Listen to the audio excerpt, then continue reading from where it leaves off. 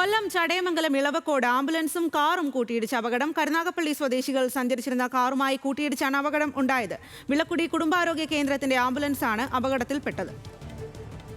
ഷമീർ അബ്ദുള്ളാണ് വിവരങ്ങളുമായി ചേരുന്നത്. ഷമീർ, എപ്പോഴാണ് എങ്ങനെയാണ് ഈ ഒരു അപകടം സംഭവിച്ചത്? പരിക്കേറ്റവരുടെ ആരോഗ്യസ്ഥിതി ഏതു രീതിയിലാണ്? സ്വാതി, ഏതാണ്ട് ഒരു മണിക്കൂർ മുമ്പാണ് ഈ അപകടം നടന്നത്.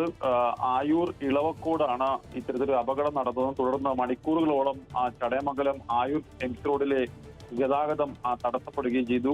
ഈ അപകടത്തിൽ കുട്ടികളടക്കം 6 പേർക്ക് പരിക്കേറ്റിട്ടുണ്ട്.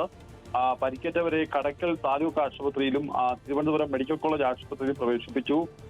വിളക്കുടിയിൽ നിന്നും തിരുവനന്തപുരത്തേക്ക് പോവുകയായിരുന്ന വിളക്കുടി കുടുംബാരോഗ്യ കേന്ദ്രത്തിന്റെ ആംബുലൻസും കൊട്ടാരക്കര ഭാഗത്തേക്ക് പോവുകയായിരുന്ന കരുനാഗപ്പള്ളി സ്വദേശികൾ സഞ്ചരിച്ചിരുന്ന കാറുമാണ് ഈ കൂട്ടിയിടിച്ചത്. ആംബുലൻസിൽ യാത്ര ചെയ്തു വന്ന രോഗിക്കും കൂടെ ഉണ്ടായിരുന്ന ആൾക്കും തലയ്ക്ക് പരിക്കേറ്റിട്ടുണ്ട്.